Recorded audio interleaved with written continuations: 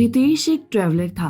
उसे बहुत सारे देशों में जाकर घूमने और अलग अलग लोगों से बात करना और अलग अलग देश का खाना खाना बहुत अच्छा लगता था। एक बार चीन घूमने गया था। उसको वहाँ पर उस देश का खाना बहुत अच्छा लगा था। घर आते ही रितेश चाइनीज खाना बनाना सीखने लगा। रितेश कोई काम या नौकरी नहीं करता था जिससे पैसे कमा सके। जीजा राहुल और उसकी दीदी रिया दोनों मिलकर एक होटल में हर प्रकार के व्यंजन बनाते थे। वहाँ भोजन का स्वाद बहुत अच्छा होने के कारण लोगों की बहुत ज्यादा भीड़ रहती थी। एक बार होटल में रिया राहुल से बोली, क्या जी, रोज रोज आपको मेनू बदलना होता है ना? आज मेनू न बदलने की वजह से एक कस्टमर से बहस हो गई। अरे अब मैं क्या करूं? खाना बनाऊं या बाजार जाकर राशन लाऊं या फिर डेली मेन्यू बदलता रहूं? अकेले इतना मेहनत करने से अच्छा है कि तुम मेरे भाई को बुला लो, तुम्हारा काम का लोड थोड़ा कम हो जाएगा। अरे नहीं रे, उसने कहा है कि अभी उसे पूरी दुनिया घूमना है। अरे उसको अपना काम करने दो, अभी उसकी उम्र नहीं है।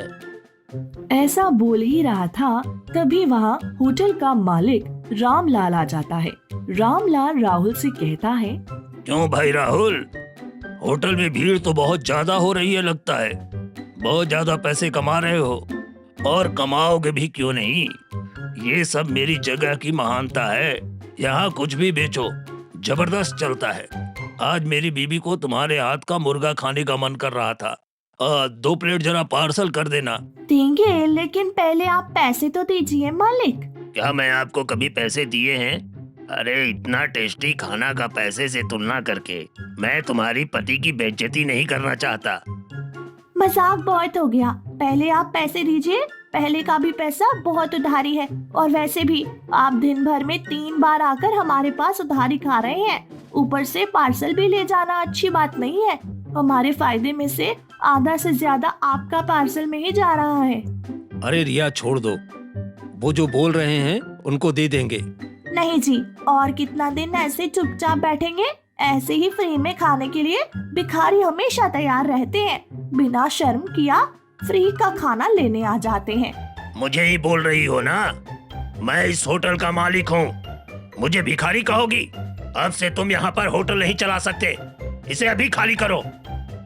रामलाल झगड़ा करके होटल खाली करवा देता है। अचानक से होटल खाली करने की वजह से राहुल और रिया को अब आगे क्या करना है कुछ समझ में ही नहीं आ रहा था। उनकी होटल की जगह पर रामलाल एक नया होटल खोलकर चलाने लगा। ये सब बात जब रितेश को पता चली तो वह उनके पास आता है और रितेश अपने जीजा से कहता है, ये क्या जीजा जी, इतना कुछ हो गया फिर भी आपने मुझे नहीं बताया। मैं इनको पहले ही बोला था रे, लेकिन नहीं, तुम्हारे जीजा जी ने बोला नहीं, वह अपनी जिंदगी जी रहा है, उसको परेशान क्यों करना है, ऐसा बोले थे। जीजा जी, इतना दिन मैंने जो मांगा था वो आपने मुझे दिया। अब मैं आपकी खुशी के लिए करूंगा। पहले हम लोग एक होटल खोलेंगे। अब उस रामलाल की वजह से कोई हमें होटल नहीं देगा, और ऊपर से सामान भी उसकी वजह से सब हमको दुगना दाम पर दे रहे हैं। तब दोनों मान गए। ऐसे एक ठेले के ऊपर राहुल और रिया मटन मोमोज बेचने लगे। रितेश उनकी मदद करने लगा। लोगों को मटन मोमोज बहुत पसंद आया। बहुत कम समय में ही मटन मोमोज बहुत मशहूर हुआ। वह लोग बहुत पैसा कमाने लगे। रामलाल के होटल में आए ग्राहकों को भोजन पसंद नहीं आने के कारण उसके होटल पर कोई नहीं जा रहा था, इसलिए उसने अपना होटल बंद कर दिया। बाद में रिया और राहुल उसी गांव में एक नया होटल खोल लेते हैं और वहां पर मटन मोमोज बेचते हुए अच्छे से जीने लगे और बहुत पैसा कमाने लगे।